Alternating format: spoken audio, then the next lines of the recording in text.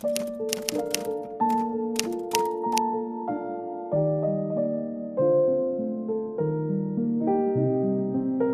everyone, and welcome back to my channel. My name is Michala and I make videos about cozy hobbies relating to bookish and journaling things. In today's video, I'm going to update my reading journal with the books I read in February.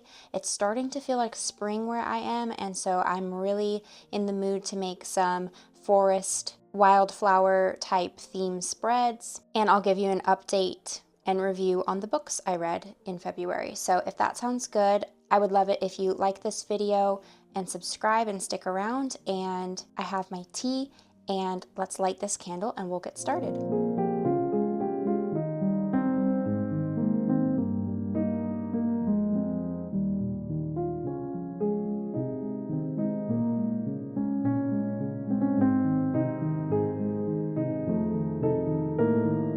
With that lit, let's get started.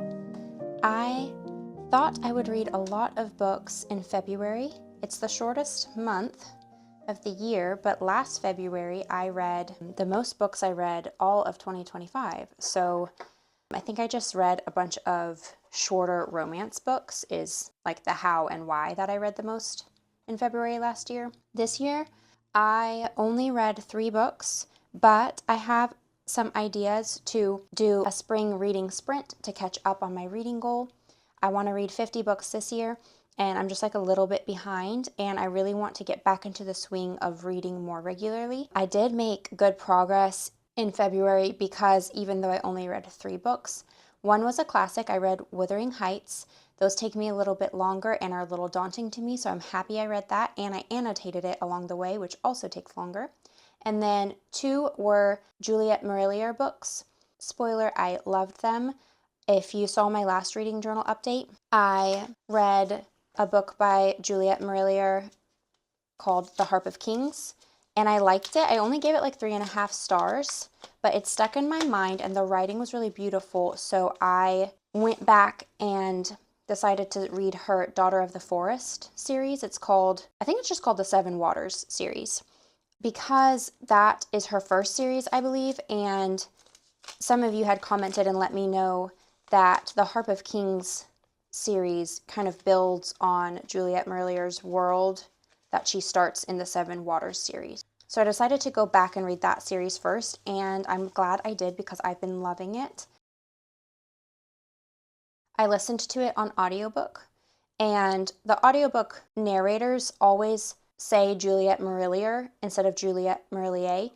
So I actually Googled it and looked into it more, and the name Marillier is of French origin, but Juliet Marillier grew up in New Zealand and now lives in Australia. So she says her own name, Marillier, I believe, because of her accent. And she has Celtic and Gaelic roots. So it would make sense to me that even though the name is French in origin, she says Marillier. I am not French and don't have any nice accent, so I think I can just say whatever. So I might start saying Marillier just because I think that's how a lot of other people say it. But you might catch me going back and forth, and if so, it's because I obviously can't decide. I have these stickers from Journal Say along with these lace like doily things, and I'm hoping to use them for this spread because last February I did kind of like a Valentine's theme in the sense that it was a lot of pinks and reds and very floral. And I used one roll of like the pre-cut pet tape that I like to use. I used one roll for all of the spreads last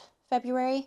This year I'm not going to do that, but I do kind of still want the theme to be a little bit pink or Valentine's inspired because I don't really do pink themes that much otherwise. And I think the other kind of theme my brain would go to would be like something kind of dreary and wintry because that's how I kind of feel in February. So I think this is a fun way, the pink and the Valentine's kind of look is a fun way to lean into the spring vibes, but base it around kind of the Valentine's idea instead of just jumping straight into everything spring.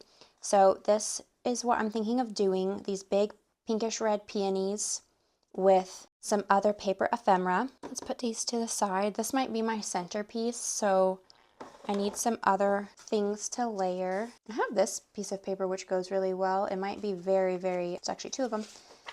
might be very overtly floral, but you know, sometimes I really lean into like the maximalist look. I mean, it's my journal and I just like to have fun, and so the more layering I get to do, I personally enjoy it. So I'm not mad about the florals so far.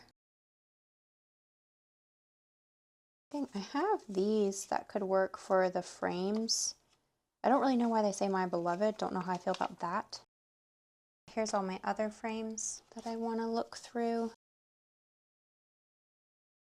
These are much more simple, so might counteract the, you know, various floral patterns.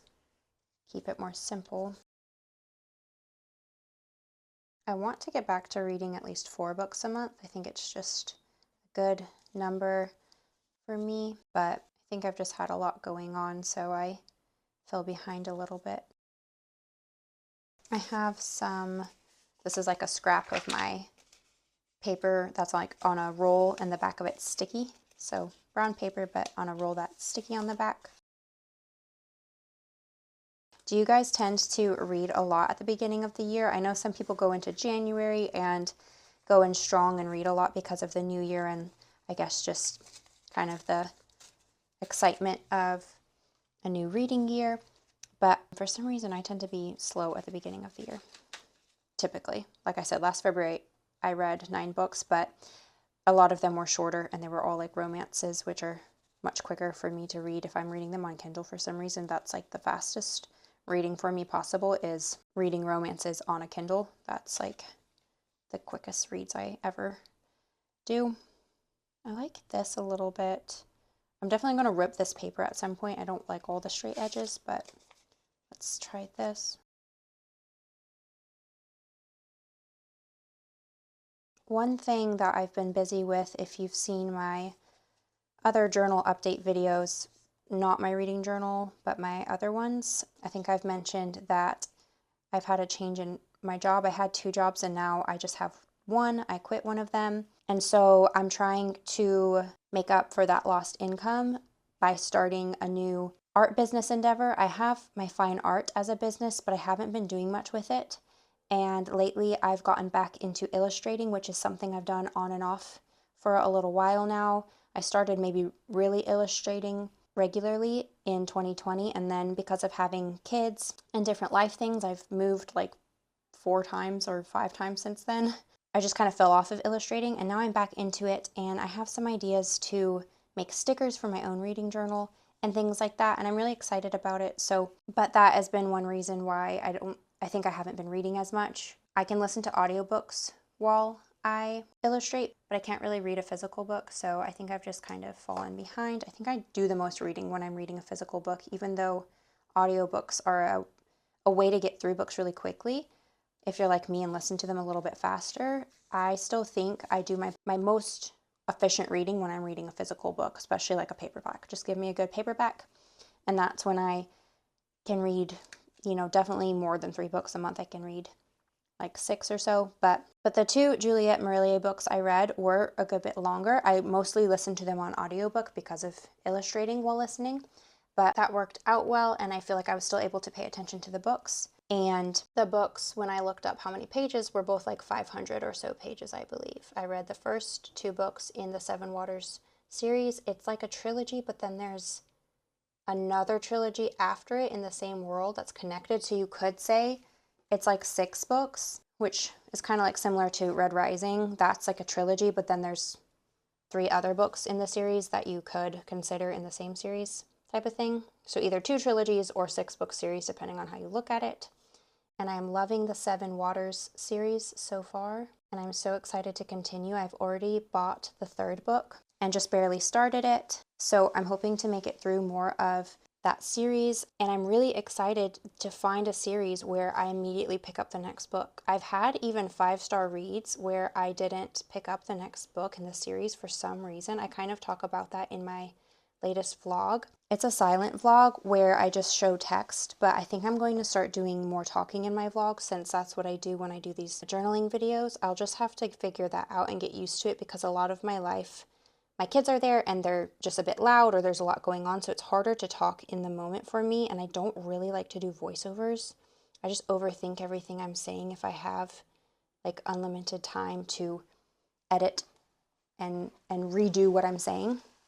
I don't know why, but it's just always been kind of hard for me. So I'm going to try just some different ideas to talk in my vlogs, so you won't have to read all of the text if you don't want to. But in my last vlog, I did kind of pick out my spring TBR tentatively, and I'll do a spring TBR spread. Probably that will be my next video after this one, so stay on the lookout for that. I love doing the TBR spreads. They're so fun and put me in that seasonal mood.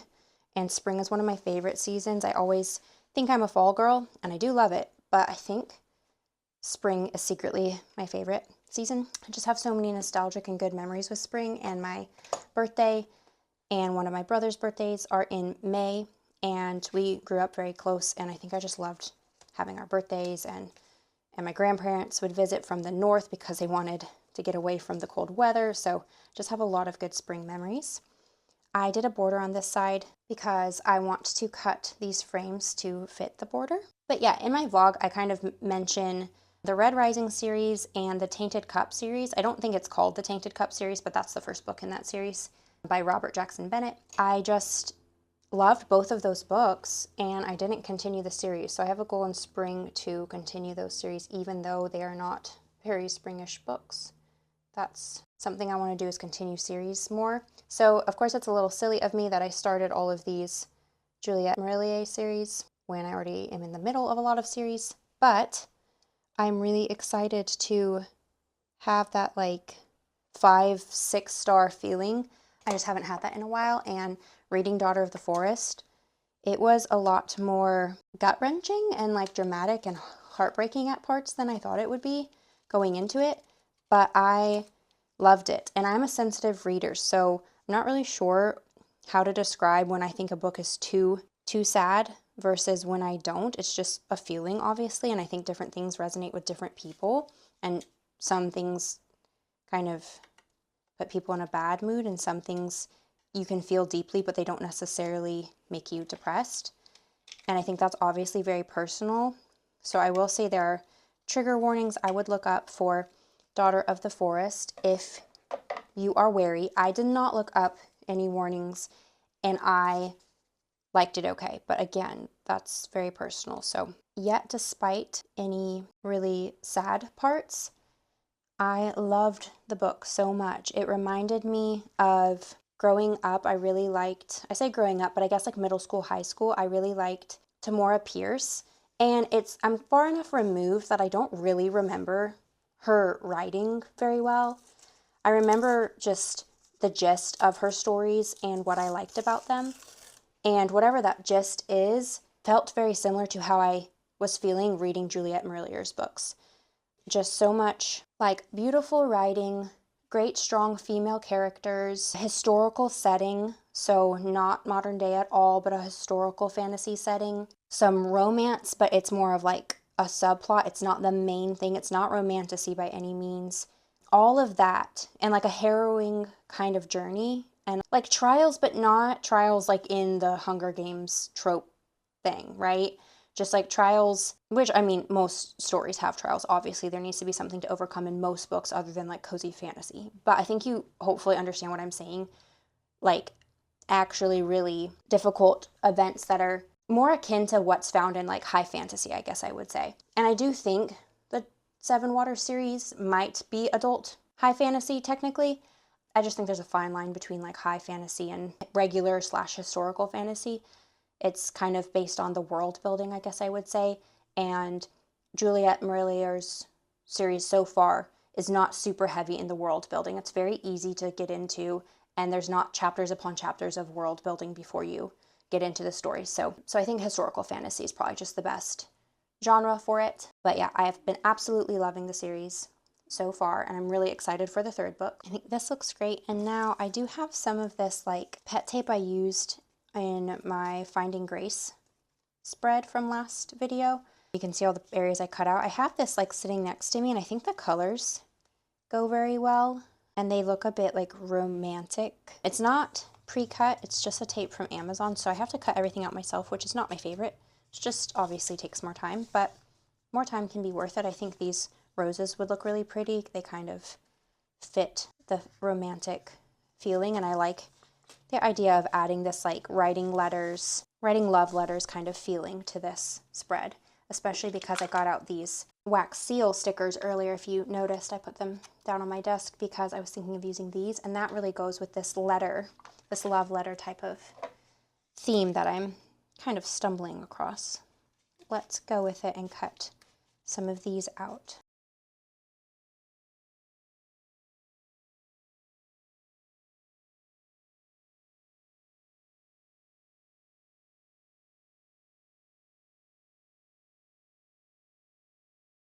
Tea break. Okay, I cut a lot of those out, and maybe I should put this on the pink side. It's looking very antique-y, but I kind of like that. We'll decide about that in a second. Let's get started on putting down things over here on this side because I'm really liking this so far.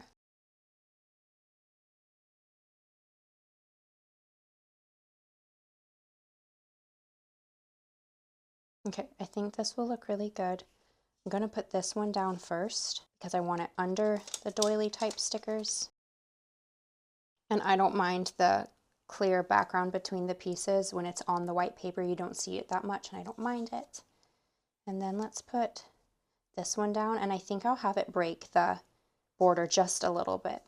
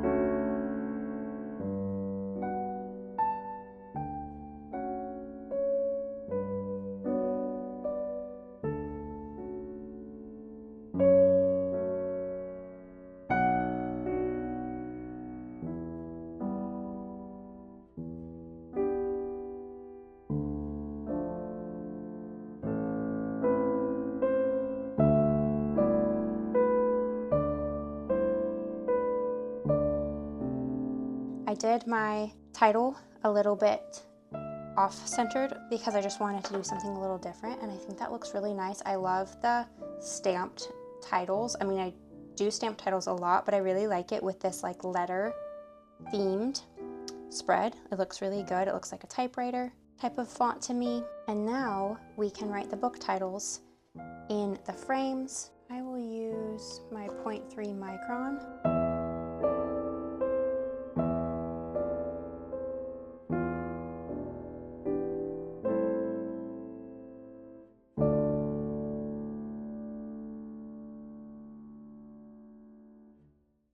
And And there we go.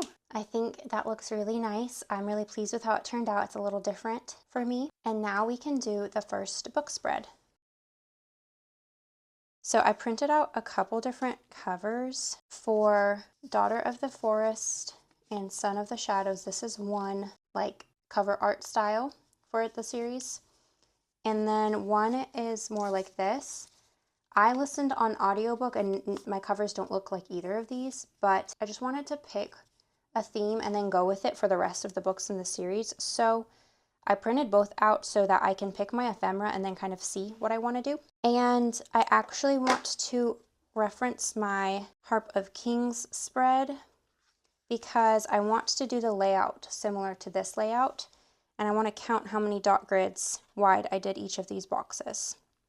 So 1, 2, 3, 4, 5, 6, 7, 8, 9. And I'll mark it in pencil over here.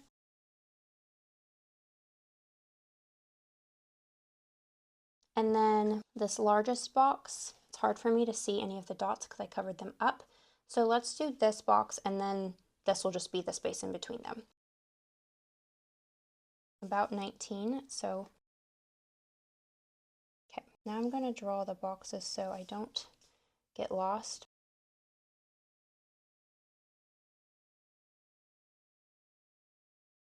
Now that I've blocked out my areas, I can get my pen and draw them in pen. I like to do a double line. It just helps if my line is wonky. Doing it twice makes it look more intentional. And then I will erase the pencil.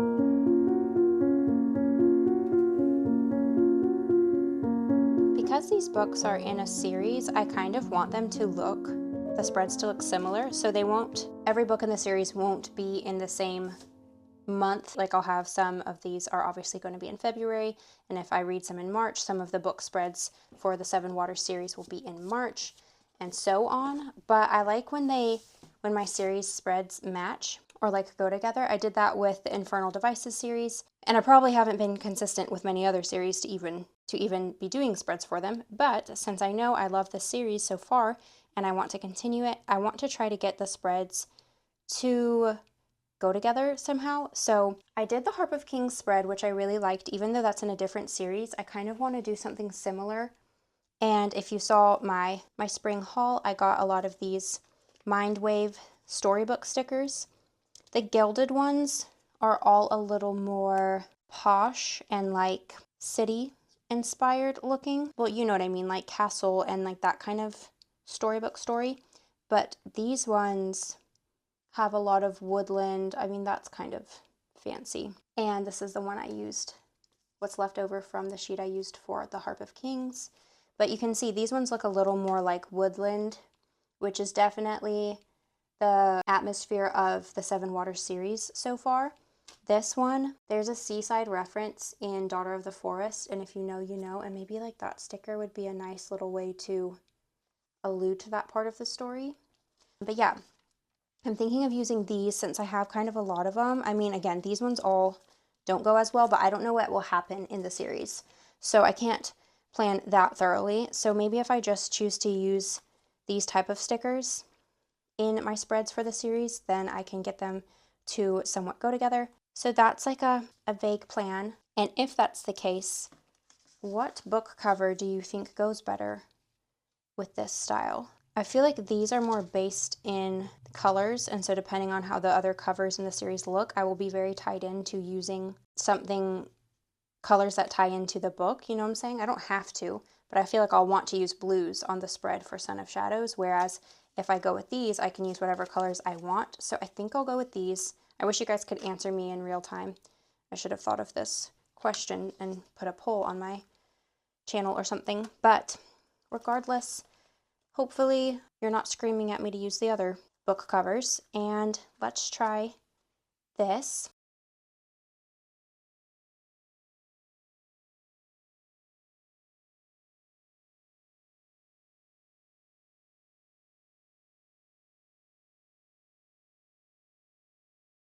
And I like this format because I can go ahead and put the book cover down since I know exactly where I will want it to go.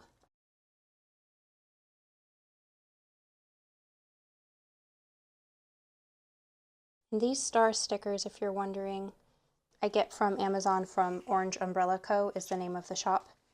And I've used those for as long as I've been doing my reading journals, I think. And so I have the two books in my mind. The series is starting to blur together just a little bit, but in a good way, like the stories go together in the first and the second book.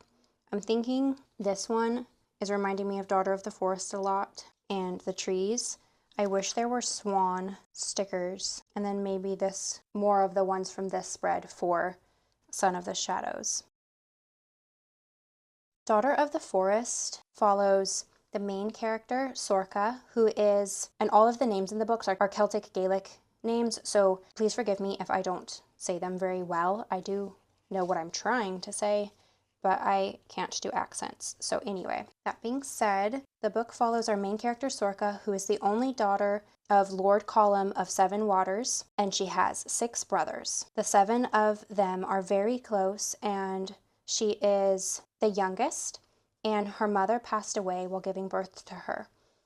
So her brothers very much take care of her, and she's kind of the ultimate youngest child because she's the only girl and she's the youngest. And her brothers have an interesting kind of like power, I guess you could say, but it is like common where they're from, that they can hear in each other's thoughts, especially the brothers that she is closer to. There's one brother named Finbar who she's very close to, and they can just talk in their minds to one another. One day their father gets married to this woman who right away the siblings notice something is off about her, and they believe in what they call the fair folk, so kind of like fairies. And the fair folk and their queen, called Lady of the Forest, appear to Sorcha one day and ask her if she can do this task for them, and that it will have a lot of trials and it will be very difficult.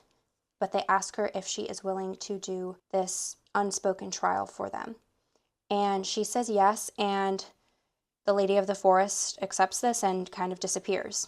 And as the story unfolds, the woman that their father married, they also suspect is a fair folk, witch or evil fairy of some kind, because their father starts just not acting like himself. And one day, Sorcha and her brothers meet in the woods to say like a prayer of sorts, right? They sit in the round, and they're trying to say a prayer to the forest to help them because they don't know what to do with their father being ensorced by this evil woman. So they call upon the Lady of the Forest to help them, and then the evil stepmother, witch woman of sorts, appears instead, and she casts a spell on all of them.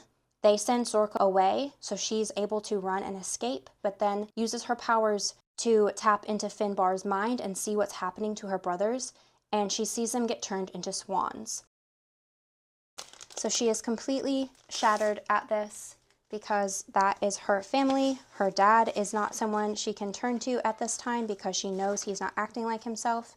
So she runs away with the family dog, and she's on her own, and the Lady of the Forest shows up and tells her that she can break the curse if she's willing to do the really difficult trial that they had spoken about. Sorcha says she's willing to do anything to get her brothers back, so then the Lady of the Forest tells her what she needs to do, and she will need to make 6 sweaters for each of her brothers out of this plant that is essentially kind of like nettles. I don't remember what the plant is called, but it is spiky, it is unwieldy, it is not something you could sew or weave with normally. So she will have to figure out a way to make the sweaters with this incredibly difficult material. And there's another stipulation, which is she can't speak to anyone. If she speaks, then her mission is over and her brothers will remain swans forever. Sorcha decides she is willing to do this because she can't imagine going on without her brothers, and then her journey pretty much starts from there. And I don't think I said it at the beginning, but Sorcha is only 12 or 13 when the story starts, and it takes you through the next 3 years, I believe, of her trying to make these sweaters and everything that happens along the way. And I just loved the writing. It was so, you know, if you've seen the kind of books I like to read, it was very whimsical, very fairy tale-esque. It is inspired by the Brothers Grimm Six Swans fairy tale. And I have not read that, so I don't know how, like, inspired. I think it's pretty loosely inspired. But I loved it. I loved the world. I loved the characters. I love Sorcha as a main character. I want to use these lanterns. Maybe overlap a little bit, but I'm not sure yet. And yeah, I just thought it was so good. I mean, I think it says a lot that I immediately picked up the next book. But yeah, I loved the writing's very lyrical and beautiful. And although sad things happen, I feel like they're told in kind of that like tragically beautiful type of way. And overall, it was just exactly the type of book that I like. So I was very happy to have picked it up. And I'm going to go ahead and write the author, genre, and format being audio, over here on the side like I did with Harp of Kings.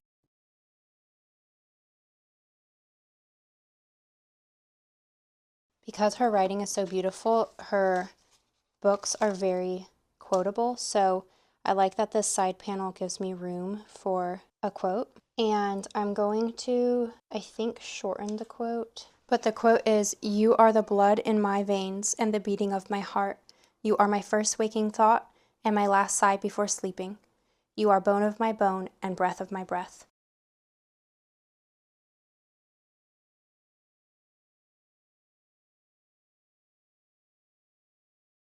And I'm going to cut the quote there. It's a little bit longer like I read, but I think that's good. And then I'm going to put this sticker underneath.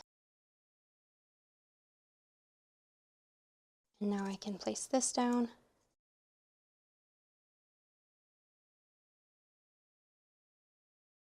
I feel like a butterfly needs to go here. Let me find one. And then I looked up the synopsis on Goodreads, so I'm going to say what happens a little bit later in the book because it's in the synopsis, so I feel like it's not a spoiler. But part of the story is the enemies of Seven Waters capture Sorcha and she can't speak. So you see everything she goes through being a captive, but she forms a relationship with the lord of the lands of her enemies and she befriends him, and the relationship is just so good because she can't speak. It's really built off like this deeper understanding they have with one another, and I really want to put some kind of seaside sticker somewhere, because even if it's just like a little hint somewhere, because of this particular part of the book where she is by the sea with him and they have like this kind of like special day that they reference later on, even in the second book, I believe. And it's just so beautiful. I'm definitely excited to read the Harp of Kings series. That's called Warrior Bards, that series. I'm really excited to give that one another shot after, maybe like after the first 3 of the Seven Waters series. I'll look it up online and see what's the best reading order, but I'm thinking maybe I'll read the first 3 of the Seven Waters series, so I just have one more to read, and then go back to the Warrior Bards, I believe, trilogy, because it makes a lot more sense. There were just some parts in it where, in Warrior Bards, where they allude, a brother and sister that are main characters in that book, allude to being different or like children of the forest or kind of that kind of thing. And I feel like that all makes a lot more sense now, having read the first 2 books in this series. So yeah, I'm just excited to read more of her books. And I've seen 2 creators that I like reading a different book by Juliette Marillier. So I also want to read other books by her. She's definitely a new favorite author for sure. I'm very glad that I went with my gut and picked up Daughter of the Forest after reading The Harp of Kings because I see what all of the hype is about for sure. Okay, this one has a little house on the sea, so maybe I'll just do this one.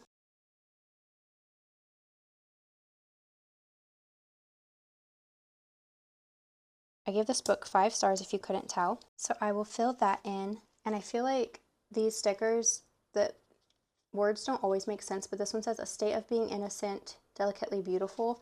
I feel like that actually kind of does make sense in this story. So I'm going to try to put this somewhere, maybe just up here.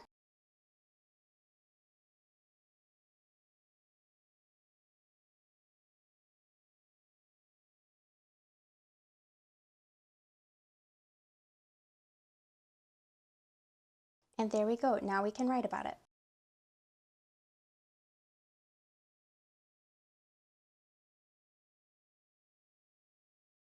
I really liked the romance in this book. It wasn't really like the main part of the story, but it was perfectly woven in and it was so subtle and there was a lot of yearning.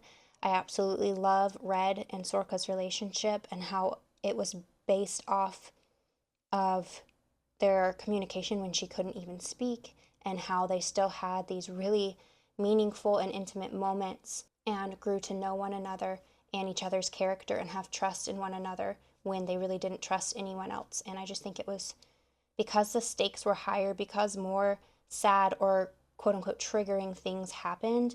I do think it added to the depth of the story and the depth of Sorka and Red's relationship, and even Sorka's relationship with her brothers. I am the only daughter with 3 brothers, so half of what she has, and I related a lot to how she felt with her brothers. And even though I'm not the youngest, I'm second to youngest. Growing up, I kind of was treated similar to the youngest because of being the only girl. And I just so loved so many aspects of this book. I know it's a great book when I can remember things in the beginning, middle, later, third, and end, like very vividly. I just had such a great time with this book, and I love the accents in the audiobooks. It really brings the whole thing to life. And yeah, I highly recommend. I'm so happy with this series so far. If you guys also like Juliette Marillier, let me know your favorite book by her. I rented this series from the library but ended up listening to them on audiobook, like I said. But now I really want to own them, and I'm torn between like a couple covers or what editions to get, especially because these like editions that I like are harder to get. So if you have any tips, tricks, or editions of Juliette Marillier books you like, definitely let me know. This one is all written about, and now we can do the next one. Now let's block off my areas again. I might have to cut through some of the stickers that went over the seam to get it to lie properly, but that is fine.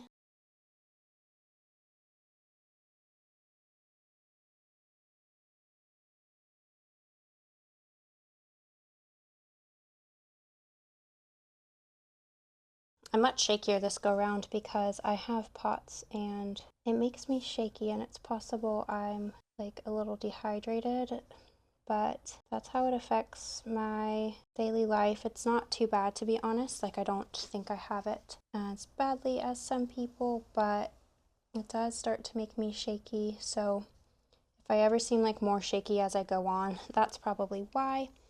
But I just like to let people know so that if you can relate, you hopefully feel validated that you're not alone. And I like to show you what my journal looks like without feeling like I have to be perfect, because nobody is perfect, and I do tend to want things to be perfect. Like, that's kind of my perfectionistic natural state of being, but I think it's more helpful to others to show what you do when things aren't perfect and don't go according to plan all the time. So that's why I just keep going. I only get so much time to journal anyway, so I don't always have time to go and wait until I'm much less shaky. And that's okay. I think finding your own way to make things work is how to overcome the fear of starting something. So anyway, that's my little spiel on that. And now let's erase the pencil marks. For this spread, We're going to do another one of these papers that I've been using, but you can see there's like a pretty wide variety. And this book, although still harrowing at times and serious and also deals with, you know, grief in different ways, I think that this book felt a lot lighter than Daughter of the Forest. I read them back to back, listened to them back to back, so they do blend together somewhat, but the characters are pretty different. This second book, Son of the Shadows, follows Sorka's daughter named Leoden. So Leoden is the main character in this book, but she has a sister, Sorka's other daughter, named Niam. And Niam is kind of like, is very beautiful and charming, and she's the older sister and a little bit like frivolous and just wants to have fun. And Leoden is a little more like her mom Sorka from the first book, and she's very strong and a little more reserved, a little bit maybe. There is quilt making in this story, so I'm going to use this one, I think, and this one, because like when else will this very particular sticker fit very well? So I think I'll use those. And then we have all of these as well. These are the Oceanside ones that I might not use as much, but probably these two sticker sheets I'll pull from. Leoden has what's called the sight, where she can kind of see glimpses into the future that like may or may not happen depending on what people's choices are. And I think that that's really cool. I really like the way that Juliette Marillier uses magic in these books. And this book does a little more political world building on like the political side of it. And I thought that was really interesting. You see more of what's going on in the Land of Seven Waters. And there is this group of bandits, or this band of warriors that are seen as kind of animalistic. So like there's rumors about them, and people in the village are saying that they look like animals, they fight like animals, and that they're led by this man who they call the Painted Man, because he has kind of like tattoos of some sort all over. And Leoden finds herself drawn to them, and she gets kind of tangled up in them. And I really liked the story had some moments of traveling in both of the stories. Daughter of the Forest and Son of Shadows have that traveling, going on a journey type of feeling to them. And this book, I would say the romance was a little more at the center of it. But then there's a lot of distance and traveling and moving around in between. So it is not just like a straightforward romance. She goes on her own journey and figures a lot of things out on her own. And then that creates a lot of yearning, once again, like the first book. And I just think the way that Juliette Marillier does the romance is like perfect for me. It's like my preferred type of romance. And so I also loved this book and gave it 5 stars. Format, audio, and then I want to do a quote.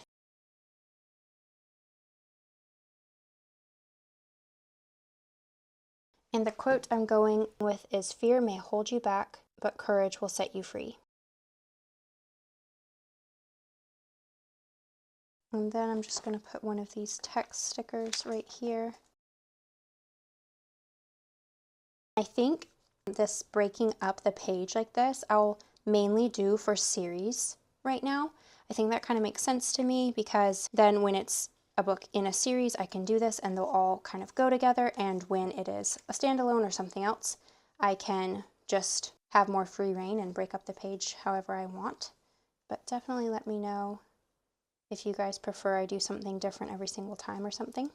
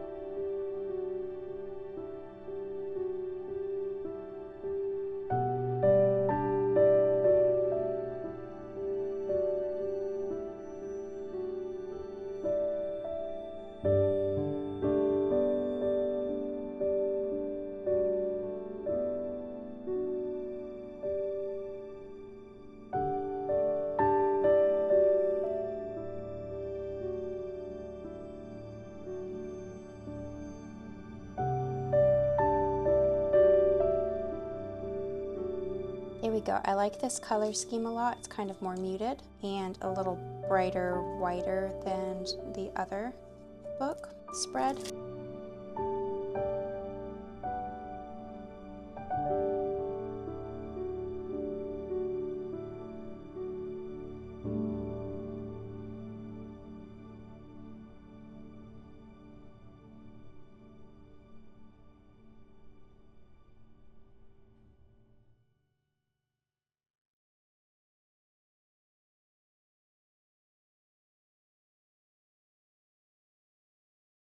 And there we go. Now I can write about the book. I gave this book 5 stars as well, and I think I like Daughter of the Forest a little more, but this one was still so good that it's a 5-star read for me. There was a part of this book, I have no idea if anyone else will agree or know what I mean when I say that this book kind of was everything I wanted Outlander to be. It was very different in a lot of ways, and there's not time travel, but the love relationship between the two main characters in this story was, I feel like, what I wanted the love relationship and the romance to be in Outlander. I still enjoyed Outlander, but the end of Outlander, if you remember me saying that, just felt kind of weird and too much and whatever.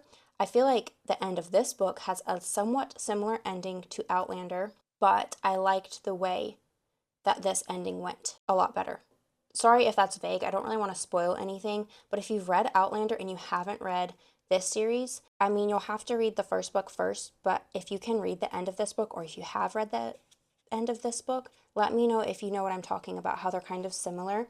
Yeah, I thought that was really interesting, and I really, this has Celtic Gaelic storytelling similar to Outlander, so the settings are also like a little bit similar, and I just thought that was very interesting, but I definitely preferred this series to the Outlander series so far. I also loved the romance in this book. I'm really excited to continue this series, and hopefully you guys don't get tired of me reading a lot of Juliette Marillier, because so far I'm really loving her books, and I don't see myself stopping anytime soon. And there we go. There's this book all written about, and now we can do the last spread. Okay, and the last book is Wuthering Heights, which I also printed 2 covers of, neither which are the exact cover I read because I couldn't really find that one. I got mine for really cheap at a book warehouse place, so it's not like a popular edition, but this one's really pretty. And then this is the Penguin Classic edition, so I will decide between those two. I want to embrace the gothic kind of feeling of the book and do this dark washi tape, I think, at the bottom with the flowers. I think I'll rip it so it's a little more organic on the edges, but I think I'll use that. And then I think I'll just pair it with some kind of like vintage looking ephemera, since I don't really have anything that's nature. I don't have anything that really reminds me of the moors in the book. This book is very popular, so I don't know how much more, I don't really know how to review it since it's so popular and there's so much information on the book out there.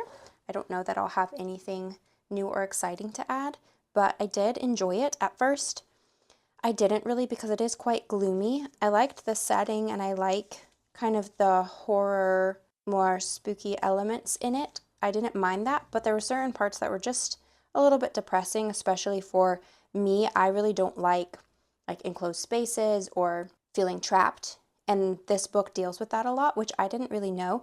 I did not think the book was a romance. I knew enough to know it wasn't really very romantic in nature, but I didn't really know much else about it going into it. Kristen and Mads here on YouTube have a book club with their Patreon, and they read the book in February. I was reading along with them, but a little behind, and so they have some deep dive videos where they talk about the book in depth and kind of segment by segment go through the book. And I haven't watched all of those videos yet, but I will say that watching the videos of them talking about it and going into the meaning behind everything helped me enjoy the book a lot more than I might have normally. The book follows Heathcliff and Catherine Earnshaw. Heathcliff is an orphan who is taken home by Catherine's dad, so they're like adopted siblings, but Heathcliff is never officially adopted, leaving him kind of family-less. Heathcliff was very mistreated because of his class and race, and the book really is about love, but in a more familial, and to me this book is about love, but not really in a romantic love kind of way. It has that in it too, but it's more just about being stuck based on your class or race or where you were brought up, and overcoming generational trauma and things like that. And then love is in there. The love between the main two characters is toxic because they were not loved properly growing up.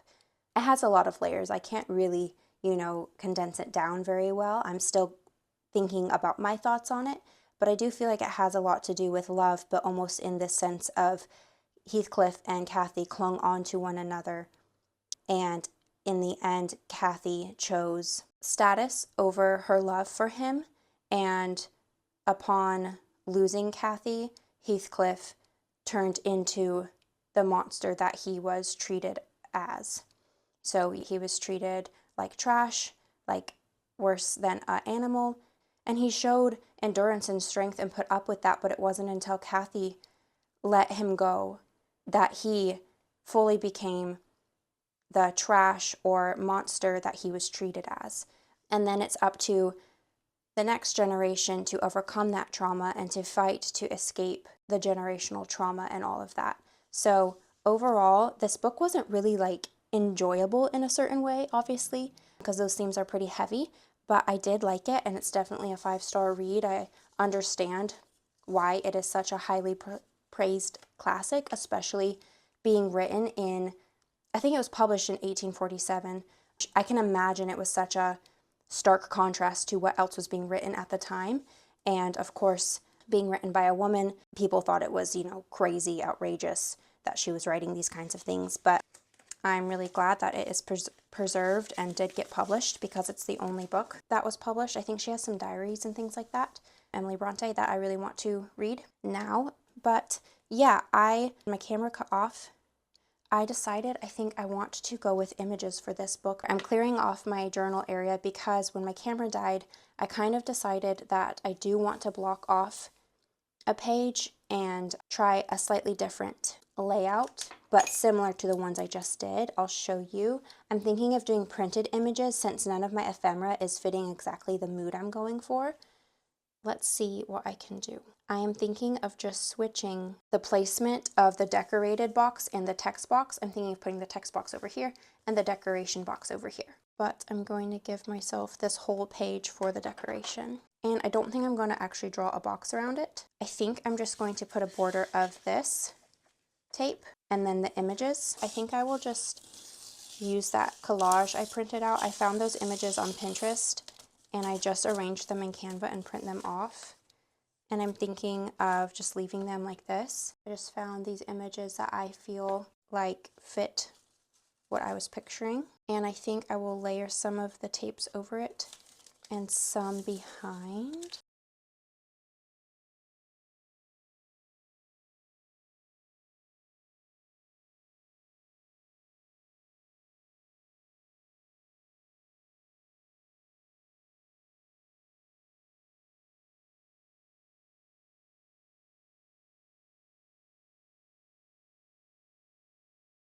I'm definitely going to finish watching those deep dive videos because I was really enjoying them, and I feel like I had a lot of my own insights, especially towards the end of the book. I feel like it really came together, and I was enjoying it a lot more.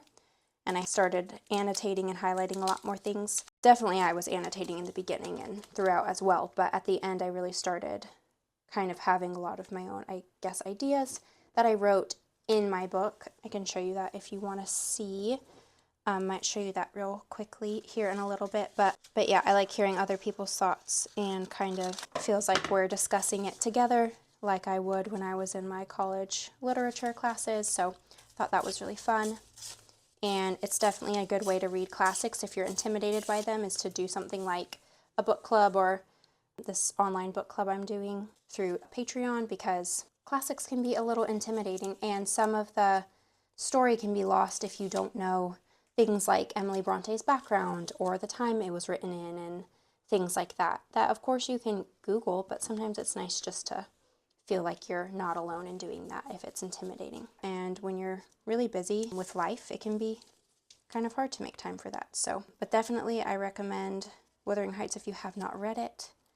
And I'm excited to read more classics. It was a goal of mine this year to read more classics and annotate more books, and so I was happy that I made progress with those goals.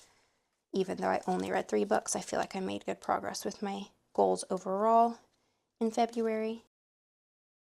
And now I'm going to cut off the excess.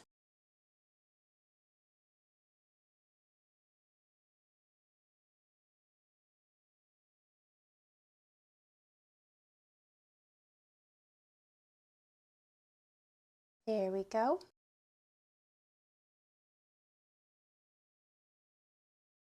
I went with the Penguin Classic version of the cover because I just think it's really pretty and goes with my spread. I will be giving it 5 stars. I'm actually going to put genre as literary fiction because classic does not describe the genre to me. Any genre can be a classic, so I don't like to put classic as the genre. And then format was physical, because like I said, I annotated it. And then I want to put a quote, but first I want a sticker of some kind to break this up. And I'm thinking of using these stickers. So let's see. I want to use this one at the bottom here.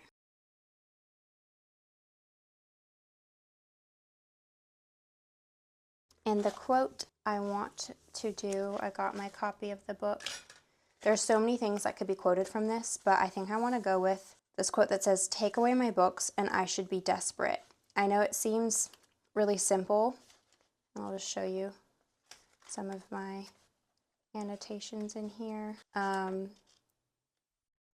know that quote seems really simple, take away my books and I should be desperate, but I feel like it's there at the end and it stood out to me a lot because of the following lines are about how Heathcliff hates books, and I feel like it just says a lot. Heathcliff was not given a proper education, and because that was taken from him, he did not have as much of a chance in life and in a lot of ways because of that. And then I feel like the love of reading is a subtle undertone in the book.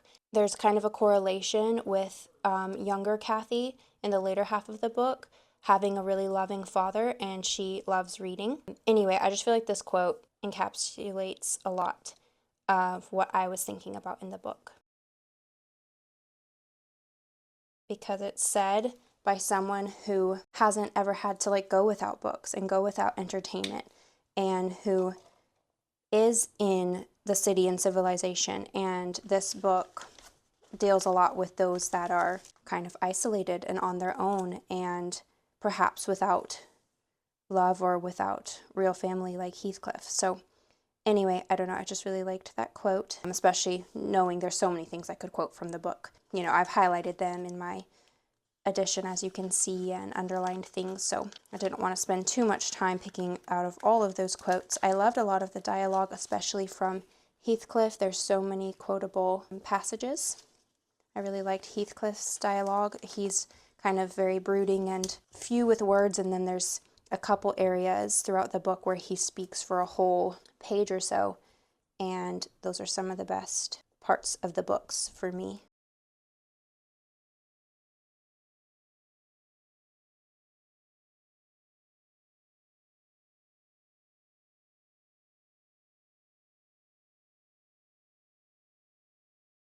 And then I just want to put a few of these wax seal stickers from, I think I got them from Journal Say. I like the gold colors of them.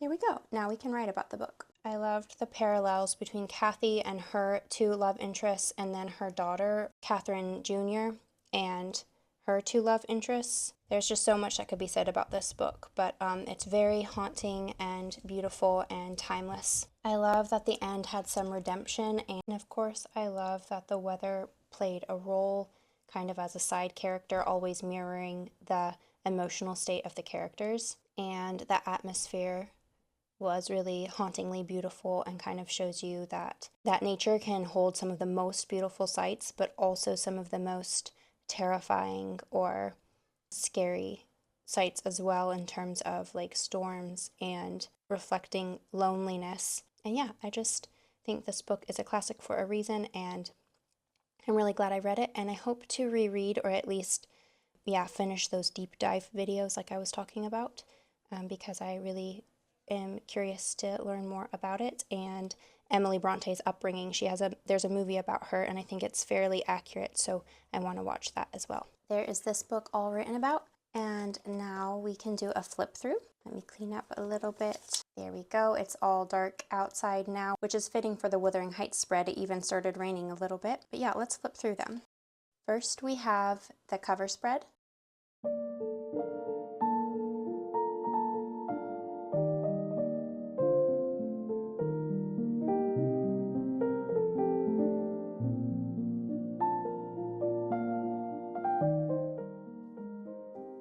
Then we have Daughter of the Forest by Juliette Marillier.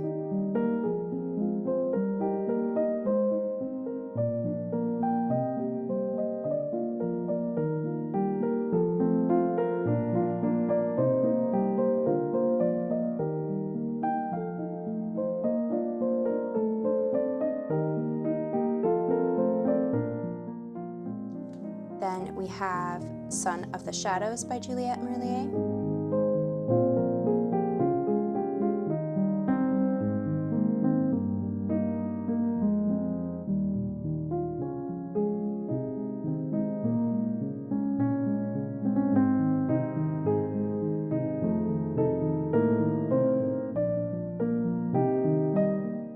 And then we have Wuthering Heights by Emily Bronte.